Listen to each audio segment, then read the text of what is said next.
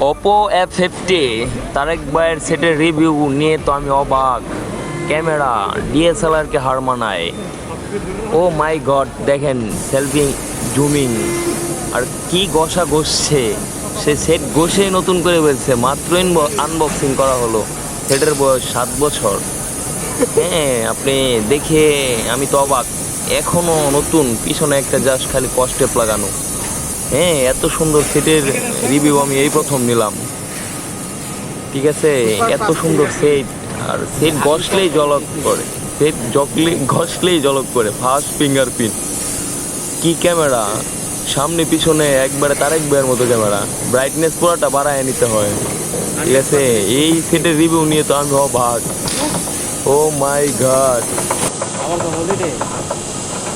এই দেখেন ক্যামেরা পিছনে সারোয়ার ভাইয়ের চোখ শোকা দেখা যাচ্ছে।